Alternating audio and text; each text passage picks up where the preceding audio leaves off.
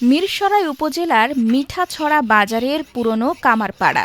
বছরের অন্য সময়ের তুলনায় এখনকার চিত্র একেবারেই ভিন্ন।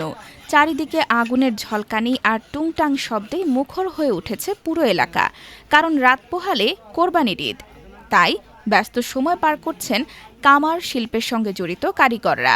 এই যে মনে করেন নতুন ছুরি, দা, দামা, বটি, সরতা, তারপরে মনে করেন আরো বিভিন্ন আইটেমের লোকাল ছুরি, এগুলো আমরা মনে করেন করি আর কি, বিক্রি করি কাস্টমারদের যারা ডিসকাউন্ট।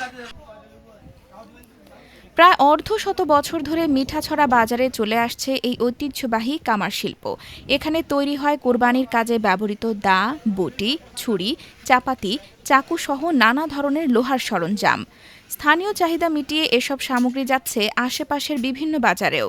ভোর থেকে শুরু হয়ে গভীর রাত পর্যন্ত চলছে তাদের কাজ। আগুনের তাপে ঘাম ঝরিয়ে হাতুড়ির আঘাতে তৈরি হচ্ছে ধারালো সব উপকরণ। ঈদকে সামনে রেখে অর্ডারের চাপও বেড়েছে কয়েক গুণ।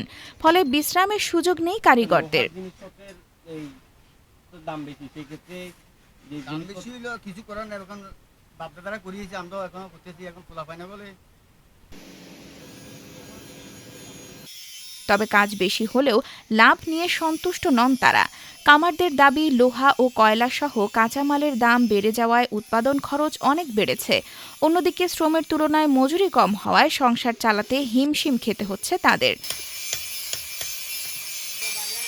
জিনিসের দাম বেশির কারণে আমরা আগের এই চাহিদা আমাদের এখানে নাই। আর এখানে অনেক টাকা মন্দি লাগে, তো মন্দিও লাগে, পরিশ্রম, কালি চালিকা মানুষ এখন করতে চায় না, যেটা সত্য কথা। না আছে মোটামুটি মনে করেন ওই ডাইল বেস থেকে খাই বাজিয়ে কত দূরে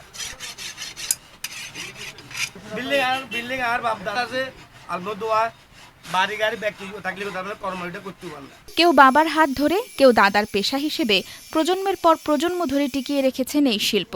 আধুনিক প্রযুক্তির ভিড়েও এখনও ঐতিহ্য আঁকড়ে ধরে কাজ করে যাচ্ছেন তারা। ক্রেতাদের সঙ্গে কথা বলে জানা যায়, বাজারের তৈরি সরঞ্জামের তুলনায় কামারদের হাতে তৈরি দা, বটি বেশি টেকসই ও ধারালো হওয়ায় এখনও তাদের চাহিদা রয়েছে। তাই ঈদের আগে এসব সামগ্রী কিনতে ভিড় করছেন অনেকে।